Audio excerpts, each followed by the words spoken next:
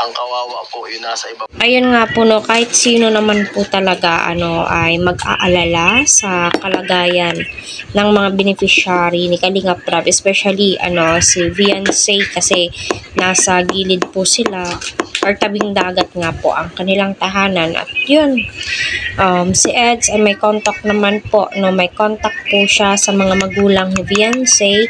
Updated po siya kung ano po yung mga nangyayari po doon, and safe and sound naman po itong sila Viancy. Ika nga po ni Kalingap Edu.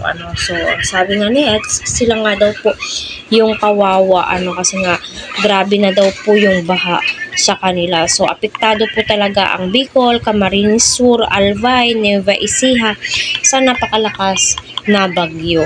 So kita naman po natin, no, lalong-lalo na po sa Naga, SM Naga ay binaha po talaga.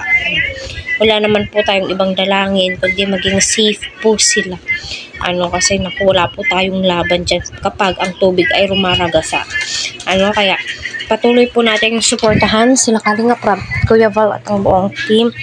Huwag po natin skip ang kanilang ads para sa ganun po ay marami pa po kababayan po natin ang kanilang matulungan. So kita naman po natin si Kuya Val Santos Matubang ay agad nga pong nag-rescue, naghatid ng mga food packs, lalong-lalo na po ang buong team Kalingap, especially sila Kalingap Dan. Kita naman po natin yung mga post po nila.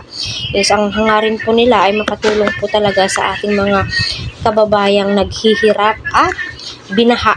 Grabe po talaga yung baha, no? Basta mga ganyan, wala pong pinipili. At buti na lang po is yung mga taga Kamsur, Bicol, taga Naga ay napakaraming nga pong good Samaritan po dyan na under nga po ay Kuya Val Santos Matubang. Napakalaking tulong po iyon, kaya panalangin po natin na safe po sila Kuya Val sa mga pinupuntahan po nila, especially po ngayon. Kasi alam naman po natin ngayon, alam po natin na sila Kuya Val ay kagagaling lamang po nag-travel sa Bangkok.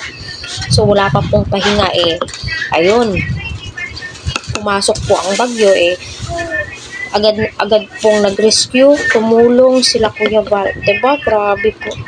Nakakahanga po talaga yung mga pinaggagawa po nila Kuya Val. May bakas po talagang pagtulong. And especially si Kalingap kita po natin, no, na lagi po niyang ina-update, kinukumusta sila Viancy.